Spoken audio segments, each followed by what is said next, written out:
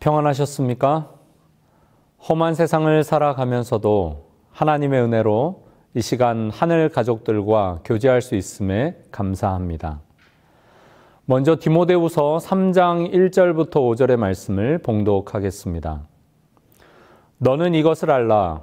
말세에 고통하는 때가 이르러 사람들이 자기를 사랑하며 돈을 사랑하며 자랑하며 교만하며 비방하며 부모를 거역하며 감사하지 아니하며 거룩하지 아니하며 무정하며 원통함을 풀지 아니하며 모함하며 절제하지 못하며 사나우며 선한 것을 좋아하지 아니하며 배신하며 조급하며 자만하며 쾌락을 사랑하기를 하나님 사랑하는 것보다 더하며 경건의 모양은 있으나 경건의 능력은 부인하니 이 같은 자들에게서 내가 돌아서라. 여기 자기를 사랑하며 돈을 사랑하는 것, 이것은 자기 사랑에 빠져 그리스도와의 교제가 단절된 상태를 말합니다. 모든 악의 근원인 돈을 사랑하는 것 때문에 믿음에서 떠난 모습이죠. 이것이 사실 모든 문제의 뿌리입니다. 자랑하며 교만하며 비방하며, 이것은 돌팔이 약장수를 일컫는 말에서 왔는데 하나님의 방법이나 동료 인간들의 권리를 무시하고 자기 능력을 의지하는 모습입니다. 또한 남을 경멸하고 모욕하는 말과 행동으로 하나님과 이웃의 명예와 가치를 훼손하려고 악한 말을 내뱉는 그런 모습이죠. 부모를 거역하며 감사하지 아니하며 거룩하지 아니하며, 이것은 감사는 모든 덕의 기초임에도 불구하고 부모님께도 하나님께도 감사하지 않고 의도적으로 거역하고 대적하면서 생각이나 행동에서 하나님을 배제하려는 그런 마음 상태를 가리킵니다. 또한 무정하며 원통함을 풀지 않으며 모함하며 절제하지 못하며 사나우며 선한 것을 좋아하지 아니하며, 이것은 동물들 사이에도 존재하는 본능적인 애정마저도 결핍된 상태로 화해하지 못하고 앙심을 품고 추악한 말과 행동을 일삼으면서 충동에 따라 자기 자신만 기쁘게 하려는 모습입니다. 특히 이 모함한다라는 말, 디아블로이에서 마귀를 가리키는 디아블로라는 말이 나왔다는 점은 주목해야 합니다. 마치 길들여지지 않은 들짐승처럼 선한 것을 경멸하는 태도를 말하지요. 또 배신하며 조급하며 자만하며 쾌락을 하나님보다 더 사랑하며, 이것은 자기 이익을 위해 친구를 저버리고 언행이 경솔하여 분별력 없이 서두르면서 허세가 가득해서 하나님을 조금은 사랑하는 게 아니라 아예 하나님을 사랑해야 할 그 마음으로 쾌락을 전적으로 사랑하는 모습을 뜻합니다. 그리고 경건의 모양은 있으나 경건의 능력은 부인하니, 이것은 자신이 하는 행동에 근거해서 스스로 그리스도인이라 생각은 하지만 정작 우리의 의지를 취하셔서 모든 죄된 성령을 뿌리 뽑으려는 하나님의 그 능력이 없어서 결국 껍데기뿐인 모습을 묘사하고 있습니다. 어떤 사람들의 주장처럼 세상이 점점 더 좋아져서 마침내 온 세상이 회심하게 되는 것일까요? 성경은 악한 자들은 더욱 악해질 것이라고 선언합니다. 그럼 우리는 어떻게 해야 할까요? 사도 바울은 단호하게 말합니다. 이 같은 자들에게서 내가 돌아서라. 재림교회 성경주석은 이렇게 해설합니다. 디모데는 여기에 묘사된 악한 행습에 굴복하지 않도록 개인적으로 경성할 뿐 아니라 이처럼 그리스도교의 영향력을 감소시키는 방심할 수 없는 경향과 행습들을 공개적으로 지적해야 했다. 수년에 걸쳐 유명무실한 교인들, 곧 하나님께서 제시하신 생명의 길에 충실하겠다고 공언했으나 그리스도를 닮은 모습으로 발전하는 명백한 증거를 나타내지 않는 자들의 행동은 다른 어떤 요인보다도 복음의 진보에 커다란 장애가 되어 왔다. 이것이 말세, 즉 자기 사랑이 뿌리가 되어 모든 덕의 기초인 감사가 사라져버린, 그래서 하나님의 능력이 없어 고통하는 때의 특성이라고 말합니다. 자기 사랑에서 벗어나 경건의 능력이 유효하게 되는 비결이 있을까요? 12절부터 15절 말씀에서 사도 바울은 그리스도 예수 안에서 경건하게 살고자 하는 자는 박해를 받겠지만 그럼에도 어려서부터 성경을 통해 배우고 확신한 일에 거하라고 명합니다. 그러한 삶을 견지하면 이 모든 것이 하나님께서 베푸신 은혜요, 능력 때문이라는 것을 인정하게 되고 감사하게 될 것입니다. 아프리카 잠비아 북부 고산지대의 화전민 부족인 바벤바족은 남아프리카에서 범죄 발생률이 가장 낮은 부족으로 유명합니다. 인류학자나 사회학자들의 단골 연구 대상일 정도로 범죄가 거의 일어나지 않는다고 하는데요. 그것이 어떻게 가능할까요? 그 비법은 그 부족만의 색다른 심판에 있습니다. 바벤바족은 어쩌다가 일탈 행위를 하거나 죄를 짓는 사람이 생기면 그 사람을 마을 광장 한 복판에 세워둡니다. 마을 사람들은 남녀노소 할 것 없이 모든 일을 중단하고 다 광장에 모여들어서 잘못을 저지른 사람을 중심으로 큰 원을 에워싸는데요. 그러고는 한 사람씩 돌아가면서 말하기를 시작합니다. 비판이나 비난을 하려는 게 아니에요. 그 사람이 과거에 했던 미담, 감사, 선행, 그의 장점의 말들을 한마디씩 쏟아내는 것입니다. 넌 원래 착한 사람이었어. 작년에 비가 많이 왔을 때 너는 우리 집 지붕을 고쳐줬잖아. 정말 고마워. 그렇게 칭찬의 말들을 쏟아내다 보면 죄를 지은 그 사람은 흐느껴 울기 시작합니다. 그러면 사람들이 한 명씩 다가와 안아주면서 진심으로 위로하고 그를 용서해 주는 것이죠. 그리고 나서는 그가 새 사람이 된 것을 축하하는 의미로 마을은 축제를 벌입니다. 근데 이런 축제도 거의 일어나지 않는다고 해요. 왜냐하면 애초에 범죄를 짓는 사람이 별로 없기 때문입니다. 이 색다른 심판 시간에 비난, 욕설, 원망 등은 한마디도 등장하지 않습니다. 그리고 칭찬거리를 전부 찾을 때까지 이 이야기는 계속됩니다. 과장이나 농담은 일절 금지되고요. 심각하고 진지하게 모두 그를 칭찬하는 말을 해야 합니다. 몇 날 며칠을 자신의 칭찬을 듣는 것으로 보낸 이 피의자는 진심으로 잘못을 뉘우치고 가족과 이웃의 사랑에 보답하는 그런 삶을 살겠다고 하는 눈물겨운 결심을 하게 되는 것이죠. 말하자면 판사도 검사도 없고 변호사만 수백 명이 모인 그런 법정과 같은 것입니다. 바벤바족의 색다른 심판, 잘못을 저지른 사람의 죄를 말하기보다 그 사람이 평소에 했던 선행을 말해주고 용서하고 새롭게 다시 시작하는 아름다운 문화인 것이죠. 미국 오하이오주 스튜번빌에 있는 프랜시스 대학의 브라이언 카바노프 교수는 자신의 저서에서 이 바벤바 부족의 군중 재판은 어쩌다 누구나 할 수 있는 잘못을 저지른 사람이 자존심 상하지 않으면서도 긍정적이고 우정어린 방식으로 교화되는 지구상에서 가장 아름다운 용서이자 재활 교육이라고 말했습니다. 물론 소수부족 사회라서 서로 잘 알고 그 사람의 선행도 모두가 기억하며 산다는 점에서 우리 사회에 지금 당장 도입하는 게 무리라는 견해도 있습니다. 하지만 서로의 칭찬거리, 감사거리를 찾아보겠다는 그 마음으로 주변에 조금 더 관심을 가지고 색다른 시선으로 보려는 그 노력을 기울인다면 우리 사회가 조금 더 따뜻해지지 않을까요? 그런데 살펴보니까 사실 이미 그 일을 오랫동안 실천하고 있는 사람들도 있었습니다. 여러분 혹시 칭찬합시다라는 운동을 아십니까? 벌써 40여 년이 되었다고 하는데요. 하루 3번 칭찬하는 운동입니다.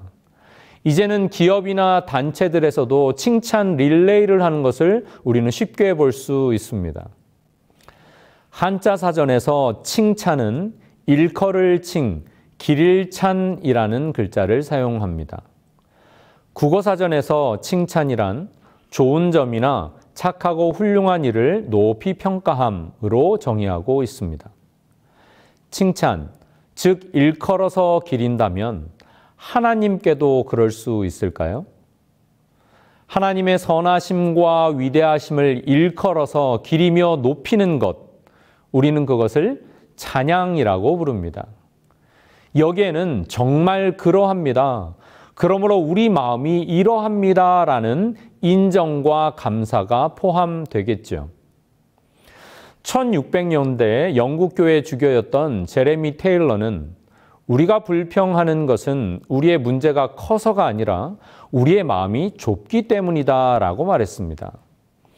영국 작가인 월트는 하나님이 거하시는 곳은 두 곳이다. 하나는 천국이요, 다른 하나는 겸손하고 감사하는 심령이다라고 말했습니다. 그러한 심령을 가진 그리스도인이라면 자연스레 찬양하게 되겠죠.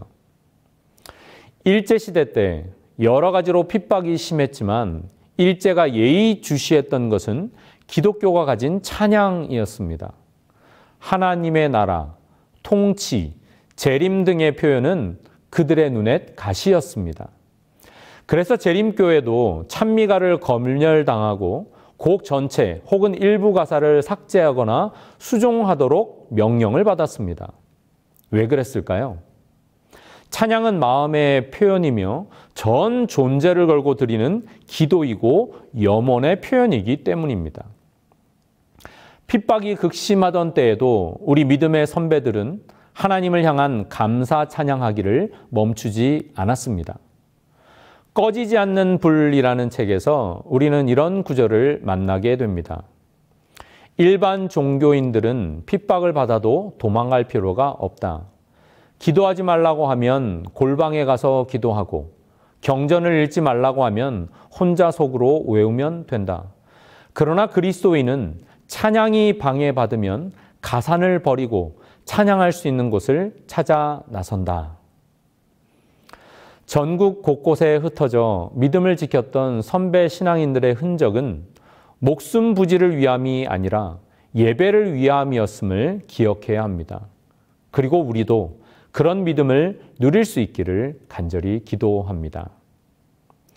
사도 바울은 우리가 찬양하는 이유를 설명하면서 에베소 교회에 보내는 편지를 시작하고 있습니다. 찬송하리로다 하나님 곧 우리 주 예수 그리스도의 아버지께서 그리스도 안에서 하늘에 속한 모든 신령한 복을 우리에게 주시되 곧 창세전에 그리스도 안에서 우리를 택하사 우리로 사랑 안에서 그 앞에 거룩하고 흠이 없게 하시려고 그 기쁘신 뜻대로 우리를 예정하사 예수 그리스도로 말미암아 자기의 아들들이 되게 하셨으니 이는 그가 사랑하시는 자 안에서 우리에게 거저 주시는 바 그의 은혜의 영광을 찬송하게 하려는 것이라. 땅의 보화와 비교할 수 없는 하늘에 속한 영적인 축복들에 대한 비전과 믿음이 있기에 우리는 찬미하며 살아야 한다는 것을 사도 바울은 강조하고 있습니다. 특히 바울은 삼위 하나님께서 베푸신 복들을 열거하며 우리의 찬양의 이유를 설명합니다.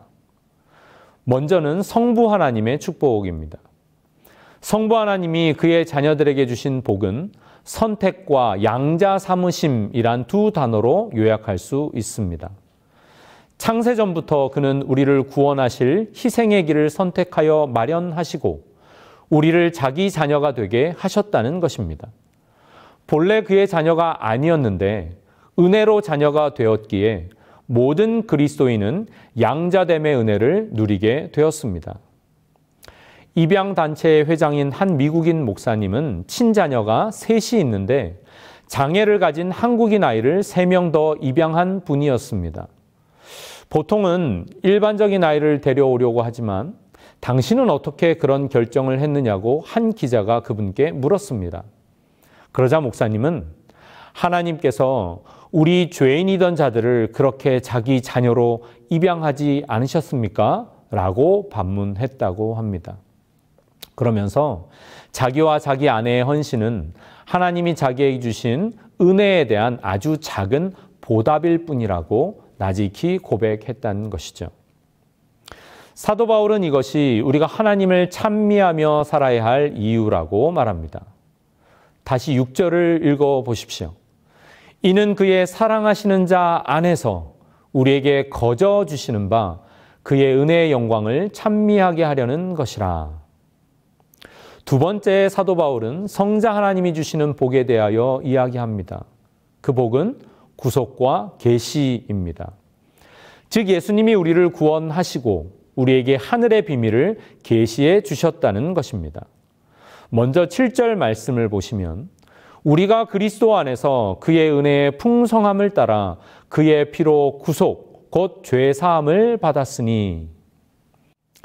구속이란 말은 본래 값을 치르고 다시 산다라는 말과 다시 사서 자유를 준다는 이중적인 뜻을 지닙니다.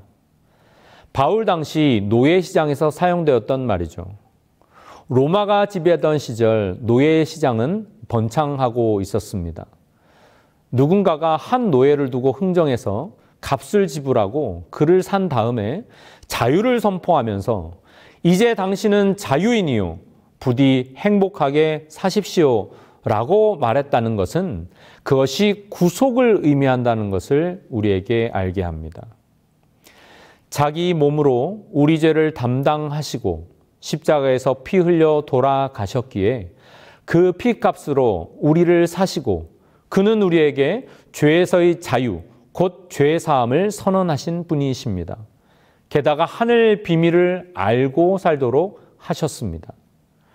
예수께서 우리에게 비밀을 말씀하신다는 것은 우리를 그렇게 친한 친구로 삼으셨다는 것입니다. 요한복음 15장 15절에서 그분은 이렇게 말씀하십니다. 이제부터는 너희를 종이라 하지 아니하리니 종은 주인의 하는 것을 알지 못함이라. 너희를 친구라 하였노니 내가 아버지께 들은 것을 다 너희에게 알게 하였음이니라. 그렇습니다. 이제 우리는 예수님의 친구가 되어 주님의 말씀을 배워 알고 하늘의 뜻을 깨달아 아는 자로 인생을 살게 되었다는 것입니다. 이것이 축복 아닙니까? 이보다 더 놀라운 축복이 어디에 있겠습니까? 우리가 이 축복에 반응하여 어찌 찬양을 하지 않을 수 있겠습니까? 세 번째, 성령 하나님께서는 인치심과 보증이라는 복을 주십니다. 13절에 있는 말씀을 보면 그 안에서 너희도 진리의 말씀, 곧 너희의 구원의 복음을 듣고 그 안에서 또한 믿어 약속의 성령으로 인치심을 받았으니. 인치심의 의미는 무엇일까요? 그것은 무엇보다 소유권을 뜻하지 않습니까? 우리가 구원의 복음을 듣고 예수를 우리의 구주와 주님으로 믿고 영접하는 순간 성령께서는 우리를 하나님의 소유로 인치셨다는 것입니다. 이제 우리는 하나님의 소유, 하나님의 자산이 되었다는 것이죠. 이사야 선지자의 표현을 빌리면 이제 우리는 하나님의 것이 된 것입니다. 너는 내 것이라고 말씀하시는 하나님의 음성을 우리는 듣게 됩니다. 같은 장에서 하나님은 우리에게 너는 나의 보배라고 말씀하십니다. 여러분, 하나님이 우리에게 우리가 당신의 보배라고 하신다면, 그렇게 여겨주시고 그렇게 돌보아 주신다면 우리가 무엇을 걱정할 필요가 있겠습니까? 무엇을 염려할 필요가 있을까요? 한 걸음 더 나아가 그는 우리의 기업에 성령으로 보증이 되어 주셨다고 말씀하십니다. 성경에서 기업이란 성도들이 장차 올 세상과 이 땅에서 누리게 될 복을 망라한 개념이라 할 수 있습니다. 그런데 우리가 예수를 영접할 때 우리 안에 오신 성령께서 장차 우리가 누릴 모든 복의 보증이라는 사실이죠. 우리가 집을 계약하면 먼저 보증금을 지불합니다. 이 보증금은 앞으로도 확실히 내겠다는 보증이고 이미 내기 시작한 것을 눈에 보이도록 보여주는 확증이 아니겠습니까? 창세기 24장에 보면 아브라함의 종이 주인 아들 이삭의 신부감을 구하러 가서 리브가를 만나자마자 금, 은, 패물을 꺼내어 주기 시작합니다. 그것이 이삭이 리브가에게 줄 전부일까요? 아닙니다. 그것은 장차 누릴 축복의 보증이었던 것이죠. 1800년대 독일에서 목사의 아들로 태어난 하인리니 슐리만이라는 소년이 있었습니다. 7살 때 아버지가 성탄절 선물로 준 어린이를 위한 세계사라는 책에서 호모의 대서사시 일리어드와 오디세이를 읽고 그는 트로이라는 도시가 실제하는 도시라는 사실을 믿음으로 갖게 되었습니다. 어린 시절 가난으로 인해 파산된 가정에서 그는 중학교를 끝으로 정규 교육을 중단해야 했습니다. 식료품 가게 점원, 외항선원 등으로 전전하면서 트로이를 말할 때마다 그는 사람들에게 미친놈이라는 소리를 들어야 했어요. 자신을 이해하지 못하는 세상에서 그는 뼛속까지 스미는 외로움에 떨어야 했습니다. 그러면서도 그는 모국어인 독일어 외에 7개 국어에 능통할 정도로 외국어 공부와 고고학 공부에 열중합니다. 40이 다 되어 이제 막 잘 되기 시작한 사업을 접고 본격적인 고고학 답사에 나서자 사람들은 다시 그를 미친 사람이라고 이야기하기 시작합니다. 그러나 그의 인생을 버티게 만든 것은 두 가지였어요. 하나는 한 권의 책에서 탄생한 트로이의 꿈이었습니다. 그는 이 꿈이 하나님이 주신 꿈으로 믿었습니다. 또 다른 하나는 어릴 적 부모님에게부터 배웠던 기도였습니다. 그리하여 그는 꿈꾸면서 또한 기도하면서 한 걸음 한 걸음 앞으로 나아갔습니다. 그리고 기도할 때마다 성령께서 그의 발걸음을 또 인도해 주셨다고 그는 고백하게 됩니다. 나이 41살에 본격적으로 고고학자의 인생을 시작한 그는 51살이 되던 1871년 드디어 고대 트로이의 유적을 발견할 뿐 아니라 유적 발굴 과정에서 어마어마한 보화를 발견하고 세기의 부자가 됩니다. 그가 믿음으로 꿈꾸던 보화들을 눈으로 직접 확인하던 그 순간 그는 얼마나 탄성을 바라며 감격했을까 우리는 상상해 볼 수 있습니다. 그런데 한 독일 기자가 그가 부자 된 것을 축하하면서 질문했을 때 그는 이렇게 대답했다고 합니다. 사실 저는 언제나 부자였습니다. 내가 트로이에 대한 꿈과 믿음을 가지기 시작한 때부터 나는 이미 부자였으니까요. 만일 우리가 한 권의 책, 이 성경을 통해 하늘에 속한 복과 부요함, 그 비전을 바라볼 수 있다면, 그리고 그 비전과 지혜의 주인 되신 하나님 앞에 기도할 수만 있다면 우리는 진실로 노래할 만한 인생을 살 것입니다. 그리고 우리의 공동체는 비전의 공동체, 그 비전을 나누는 찬양의 공동체가 될 것입니다. 바울의 권면으로 말씀을 정리하려고 합니다. 먼저 빌립보서 4장 6절 7절입니다. 아무것도 염려하지 말고 오직 모든 일에 기도와 간구로 너희 구할 것을 감사함으로 하나님께 아뢰라. 그리하면 모든 지각에 뛰어난 하나님의 평강이 그리스도 예수 안에서 너희 마음과 생각을 지키시리라. 골로새서 3장 말씀입니다. 그리스도의 말씀이 너희 속에 풍성히 거하여 모든 지혜로 피차 가르치며 권면하고 시와 찬미와 신령한 노래를 부르며 마음에 감사함으로 하나님을 찬양하고 또 무엇을 하든지 말에나 일에나 다 주 예수의 이름으로 하고 그를 힘입어 하나님 아버지께 감사하라. 하나님의 은혜를 말씀으로 받고 감사함으로 기도와 찬양과 모든 일에 감사가 넘치는 성도의 행복이 가득하시기를 기원하며 말씀을 줄이겠습니다.